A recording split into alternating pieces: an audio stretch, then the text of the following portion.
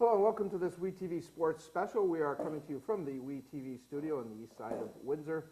And of course the recent 2016 Rio Olympics were completed, and a number of great stories coming out of that event, and a couple of great local stories certainly were part of the Rio Olympics. And one of the best stories to come out of Rio for Team Canada was in the pool, and one of the members of the pool team joins us here. She's from LaSalle, Ontario, and of course I'm talking about Kylie Masse. And welcome to WeTV, Kylie. Thank you. Thanks for having me.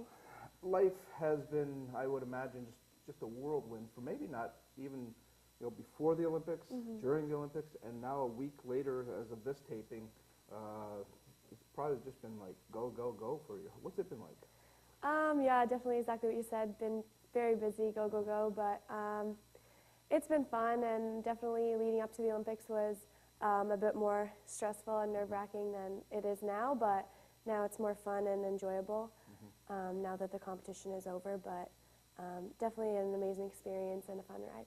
Of course, we all know Kylie was a bronze medalist in her specialty event, the 100-meter backstroke, something I could never even dream about doing, but Kylie established a new Canadian record. And if you can, Kylie, you've got the medal on. It's kind of hidden under the table, but maybe you can just put it up so that people can see that thing. And Marco, if you can get that one camera to come in and zoom on her a little bit, that would be great. But just to have that medal in your hands, when they put it around your neck, the emotion and the thoughts that were going through your head at that point.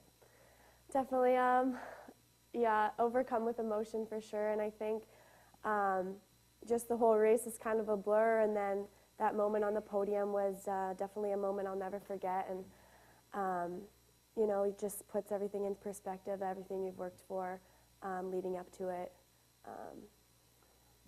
Let's go before the Olympics, Kylie. Let's talk about everything leading up to this and getting there. Of course, you've been at the U of T now, swimming, and Byron McDonald is your coach there, who's a very, I guess, accomplished swimming coach. The move to U of T to go there and continue swimming and participating for U of T, how important was that into helping you go to where you needed to go? Well, I think starting back from when I first started competitive swimming here with West, I definitely just was doing multiple sports at once, kind of just always been in an active family with my brother and my sister. I played hockey and soccer, but it got to an age when there wasn't enough hours in the day to do them all, and I had to choose one sport. So I stuck with swimming, and yeah, I started when I was 10, but I stuck with West until I graduated high school. And then at that point, it was a decision to make where to go to school, where I can continue swimming at the level I wanted to, as well as attending an academic school that would fit what I was looking for. So U of T ended up being a great fit, and it's an amazing school, both academically and athletically. And I really enjoy working with Byron and Linda. They're great. And yeah, I'm excited to go back in September and get back to it. Sandwich Secondary, correct? Yes. So we got to give a shout out to Sandwich, of course. Of course. We had a good time there. Yeah. But to make that decision that young in your life, what was it about swimming, I guess, that maybe gave you the nudge to say, okay, I'm going to dedicate my athletic career to the pool? Yeah. Yeah, it was definitely difficult at the time, but I know I just love swimming. I love being in the water, and I love being on a team. And I think what I enjoy most about swimming is racing. I love the competitiveness and the camaraderie with swimming in that sport. So it was really just something I enjoyed doing and I stuck with, and yeah, never looked back, I guess. Well, no reason to look back. I'm sure you're looking forward, Yeah. probably forward to 2020 in Tokyo, but we'll get into that a little bit later during this interview. So you get to U of T, and obviously things I'm sure have already started to fall in place for you. Obviously your swimming was leading the way, and I don't know, when did the records start coming into view, and did you think that it would happen that quickly for you? Yeah, I think just going away to school and moving away from home is an experience and definitely a learning curve, and I think adjusting that was a bit difficult at first, but definitely with the help of my team and everyone at U of T was it was an easy adjustment, I'd have to say. So, and the swimming part just kind of fell into place, I think. I don't really know when the record started setting in, but I think last summer after I competed at the World University Games in South Korea, I gained more confidence and more international experience there, and I think it gave me more confidence leading into this year and racing internationally. So that was really helpful with kind of my jump to more international competitions. Which obviously really helps in the development of anyone's career in any sport at any level, for sure.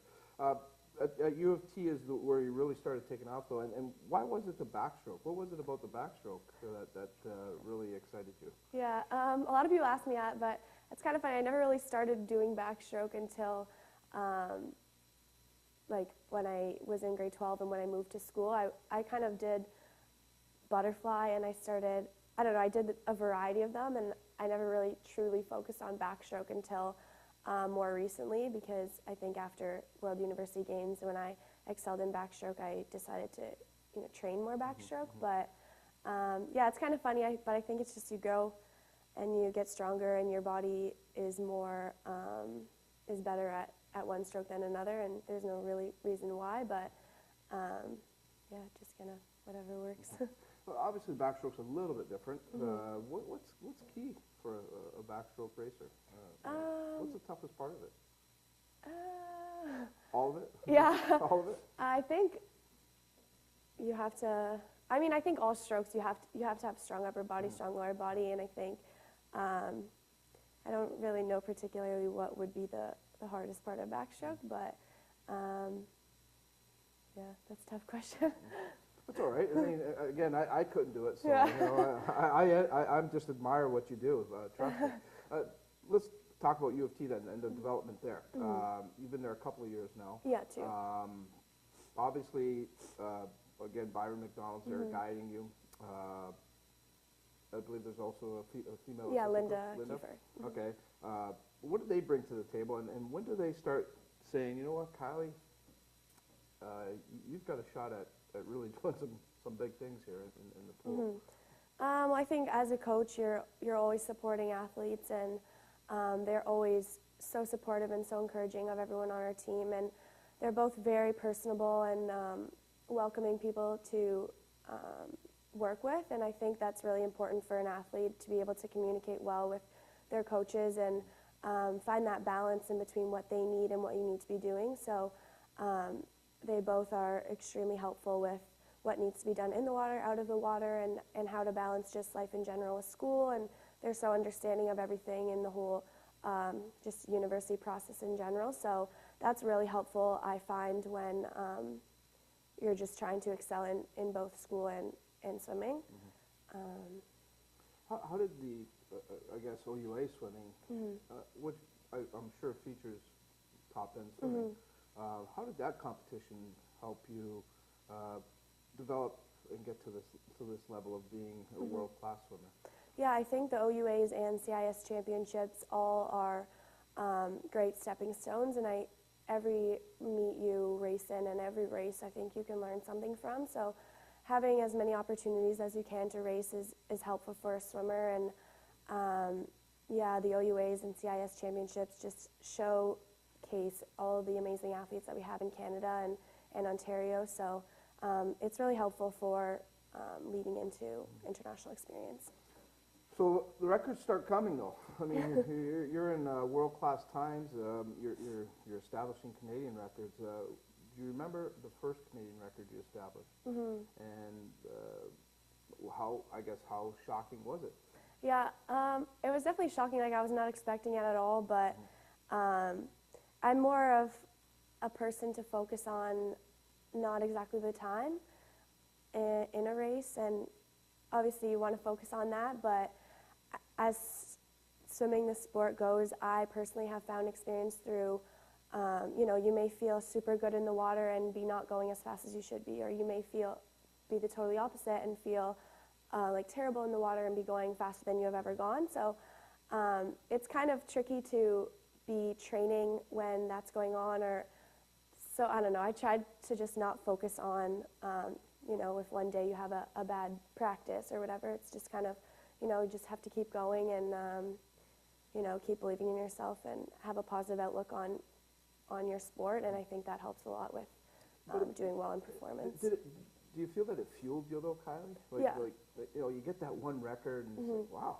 You know, Yeah. And I'm sure you were telling yourself, I've got more in me. I've got, you know, I can do better here. Yeah. And did it fuel you? And now you say you didn't really want to watch at times, but Yeah. it certainly had to be in the back of your minds now that you Yeah. can go maybe that 0.2 of a second faster. Yeah, it definitely fuels you, and I think, especially when you're not expecting it, it's kind of like, oh, like, I can definitely do more than that. So, yeah, like you said, it definitely fuels you and gives you motivation to keep trying to make that record faster. So when things like that happen, when you score the big goal in hockey, or you score the big touchdown, or you establish a new record in the pool, the phone calls must start coming, and all of this other stuff has to start is thrown at you. And certainly the Canadian Olympic program, I'm sure, is watching this, and you get these calls now. All of a sudden, your life is just really starting to change because of what you're doing in the pool. What was it like to learn to juggle and balance all that, and how important was it with your family and maybe your coaches to help you with that? Yeah, definitely. I think when we were at the games, like after our races and after the relays, we definitely got a lot of feedback from social media and support and recognition, but our Canadian Olympic and Swimming Canada media attaché did an amazing job of monitoring all requests and things like that so that we were focused on performance. And then after the performance, we were able to speak to some media and stuff, but still was very monitored, which was nice for an athlete just to, you know, have the chance to focus on their performance still and also enjoy the Olympic experience. But yeah, now being home, it's different a bit, just more support. Even just in LaSalle, I was at the frozen yogurt shop down the street from my house, and some little kids came up to me. So it's definitely eye-opening, and it's crazy to be home now and, you know, be that, I don't even know. A celebrity, Yeah. Let's face it, you've become a celebrity. But yeah, it's awesome, and I'm looking forward to going back to school and working with Byron and Linda, and they'll definitely help me through if there's any, like, things that I have to.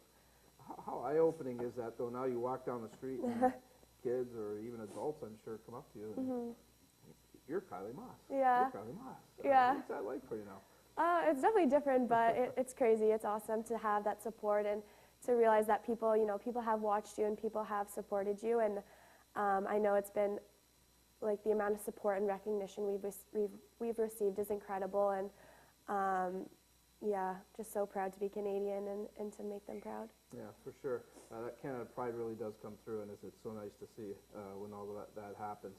So you get to the point now, Kylie, obviously the Canadian Olympic team has watched you. You know, they're telling you you're going to be part of this.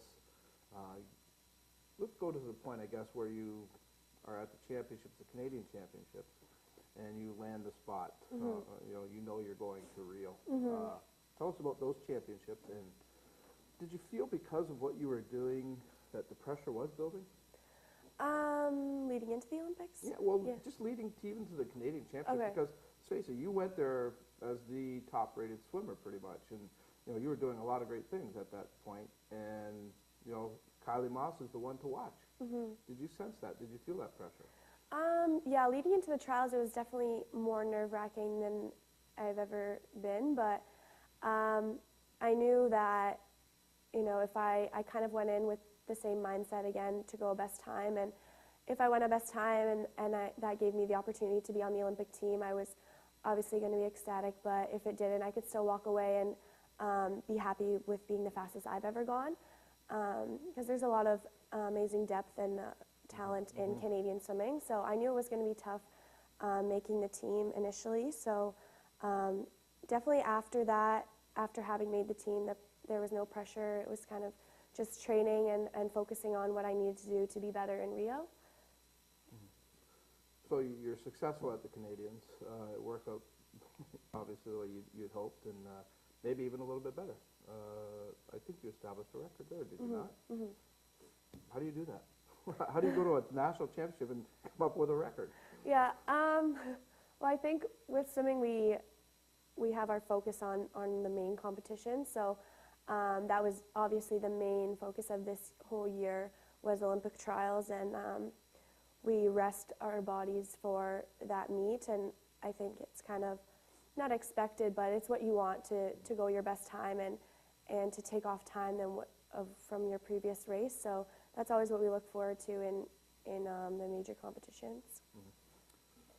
So the team's set. You know you're going to Rio, but you have some time. There's time in between all of that. Yeah. Because I remember I had you on my radio show, and it was shortly after the Canadians, and it's like, you know what, Kylie, like, how tough is this going to be to know you're going to Rio, but you know, to stay in proper shape. It's kind of the off season, I guess, if there is such a thing in swimming, and just know that you're going to Rio, but to make sure that you're peaking at the right time heading into the Olympics. What was that time period like for you? How tough was it?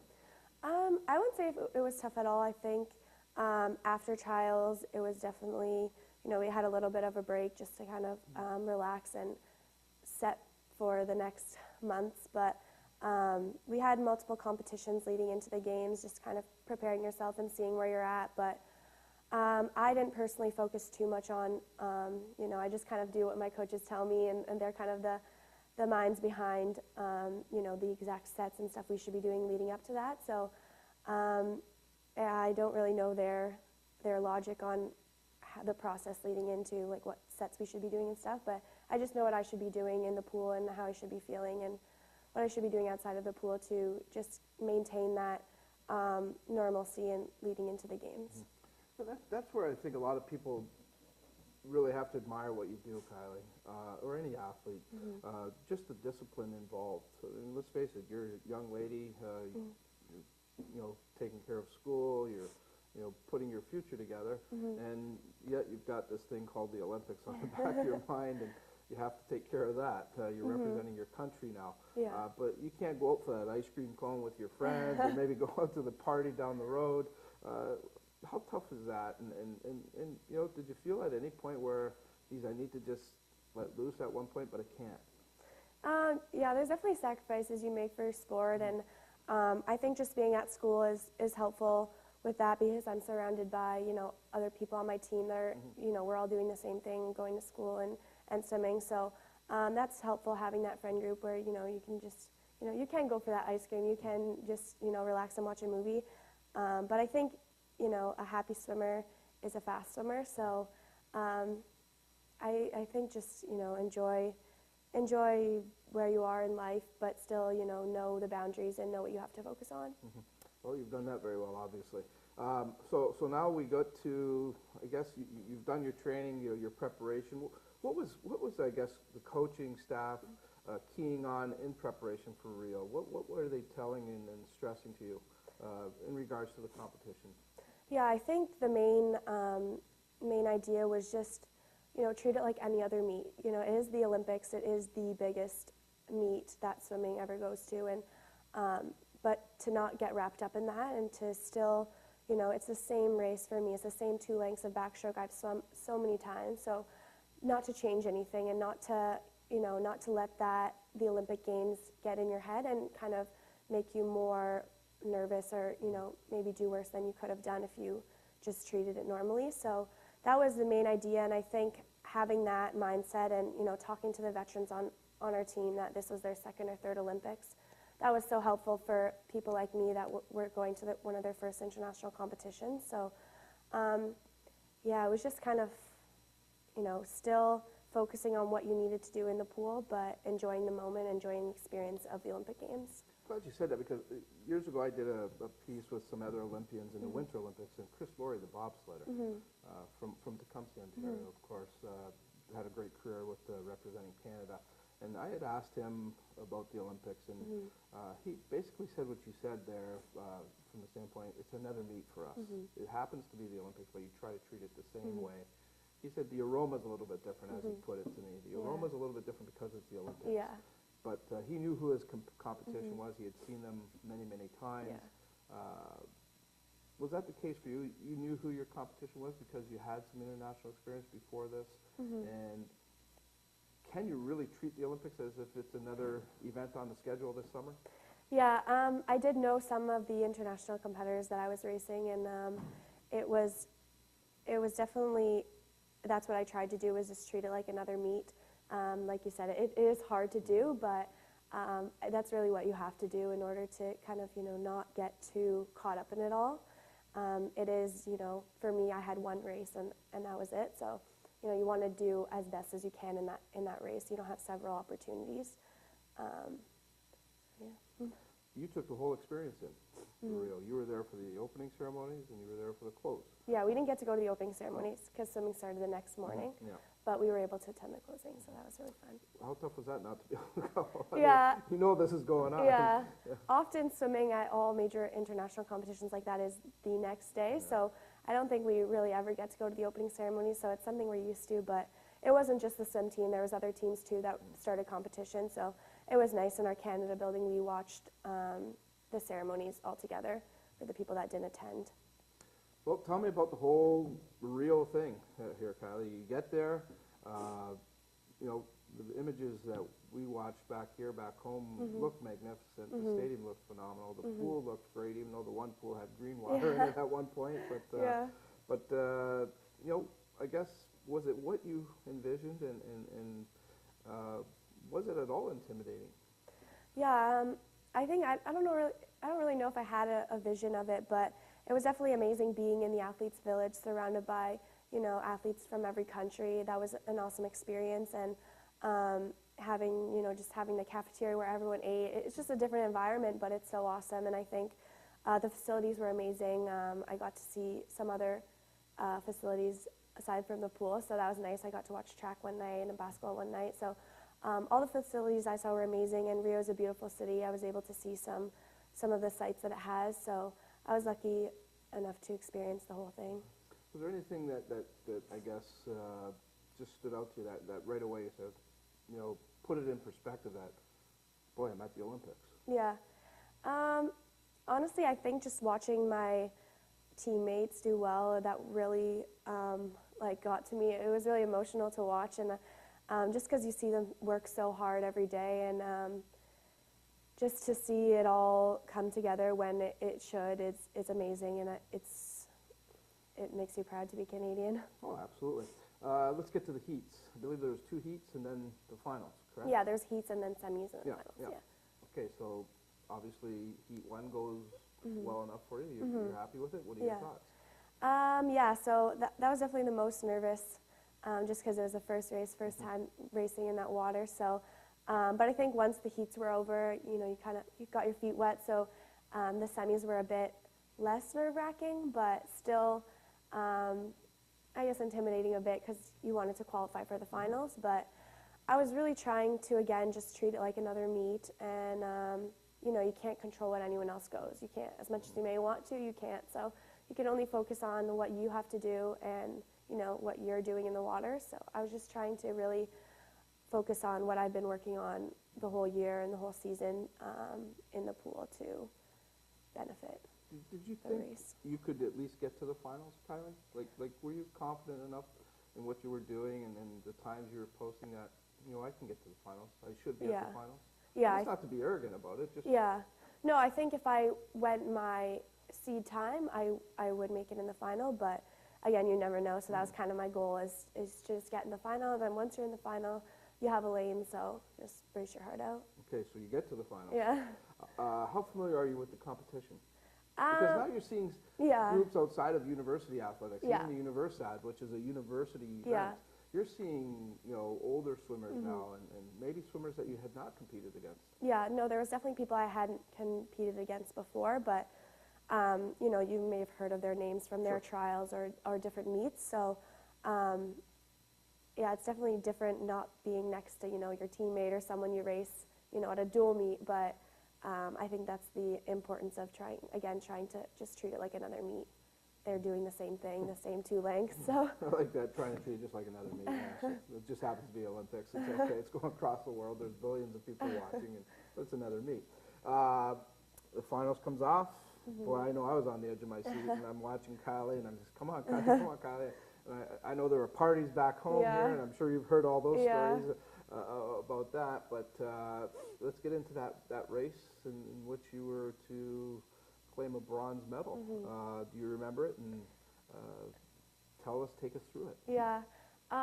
Again, it was a little bit of a blur, but I knew it was going to be so close just from the time, the prelims time, the semis time, and and going into the final. We were all so close. So I think, I kind of realized like it can be anyone's shot. It's, again, you have a lane, you have a chance. So I was really just trying to enjoy the moment and not get too nervous over it all. And I know when I walked out and they announced your name, I saw my parents before, so I was kind of like looking where they were, and I saw my teammates had an area. So, just looking up to them and, soaking up that experience as opposed to just kind of freaking out that, this is the final of the Olympic Games. So I think that was helpful. And then the race went, and I don't really remember too much of my thoughts during the race, but after it was done, I touched the wall, and I looked back and I saw the 3, and obviously so excited, but I didn't even realize I had tied until a few minutes later, and then I didn't realize I was so close to silver again until a few minutes later either. But it's like, you can't even put it into words how you feel. It's kind of crazy at the same time trying to catch your breath and just like look at everyone else's placings and how just the whole final went. But yeah, so exciting. You mentioned the silver, how close you were to the silver. Is that the fuel now for you? Yeah, I think so. I think you definitely, after being there, you want more. I think as athletes too, you never are so satisfied with what you've done. But yeah, it's definitely a goal. So the bronze is won. You get out of the water. What's the first thing that goes through your head? Do you remember, or the first person you grab? And there's this, I'm sure, big embrace, maybe one of your teammates? Yeah, so actually after the final we had to, you go through a process. So we had to get our accreditation, and then the first person I spoke to was the drug testing lady. So she followed me, but then we have to go through a media area. And then, I honestly didn't get back to my teammates until maybe a half an hour later, because we have to go through a whole protocol, and then there was the podium and award ceremony. So I didn't get back to the team area for a while, but definitely once I was there, it was so amazing to see my teammates. I was just crying. I couldn't stop crying. But how about your parents? What was your reaction with them? Yeah, same thing. Like, I saw them after a while. I was able to go up in the stands and see them, but same thing. I pretty much just cried when I saw them and gave them a big hug, and we took a picture. I wasn't able to spend too much time with them that night, but yeah, it was amazing to see them, and I'm so happy that they were there to enjoy the moment with me. Yeah, that's a great thing for sure. You said you had some time to take in some other events. When you went to the Olympics, was there, you kind of know what it's all, you knew what it's all about, and you knew some of the athletes that were going to be there. Was there any one Olympic athlete that you were just hoping to meet and maybe get a picture with? Yeah, I think I really wanted to get a picture with Usain Bolt, but I never ended up seeing him. I know he was staying in the village, and I saw him when he raced, but I didn't see him to get a picture with him. So that must have been pretty amazing to watch him race, though. Yeah, so cool. But yeah, and the American basketball team, but they weren't staying in the village, so it wasn't really, They're on the boat. It wasn't really realistic for me to. Did you get, who was maybe the biggest personality you met outside of your teammates? Do you remember at all, or? I think just everyone else in the Canadian building and all the other Canadian athletes. It was cool to kind of mingle with them, and even the nights that we didn't, say I raced the next morning and I didn't go to the pool that night, we would watch it in the athletes lounge, and to be with the other teams and kind of, people sometimes aren't familiar with your sport, and just as you aren't familiar with another sport. So just explaining that is kind of cool, and getting to know their sport versus our sport. So that was exciting. Closing ceremonies, you're there for those. Yes. Tell me quickly about that, and we'll wrap this up. Yeah, it was awesome. It was pouring rain, so that was a little bit unfortunate, but it made it more fun. Did it matter, really? No. Yeah, everyone was just, enjoying the whole experience, and we walked in with pretty much all the athletes just kind of walked in together, and Penny was the flag bearer, so that was awesome to see her as we walked through. We saw her holding the flag, and we just, after that, we went to our seats and we watched the show, we watched the performance, and they did a cool video for Tokyo 2020, so that was really inspiring to see that already, and to see how amazing Tokyo will be. And you should be there. I hope so. The women's swim team really became one of the major stories for the Canadian Olympic end of things. Obviously, Degrassi, the runner, and it was the Canadian women's swim team. Did you sense all of that while this was unfolding? There was Penny Oleksiak, and then there was you, of course, and the Canadian women's swimming team was on the doorstep of real great things every race.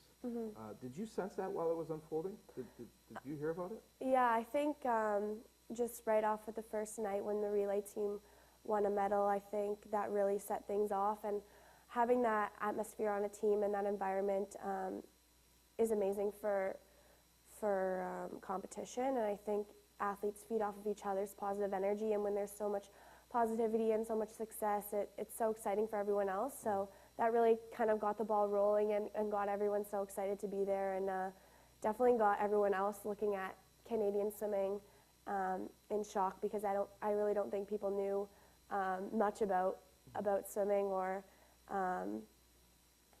so I think the future is bright for this young swim team. I mean, you're part of it. I mean, you mentioned Penny. I mean, this is a young team.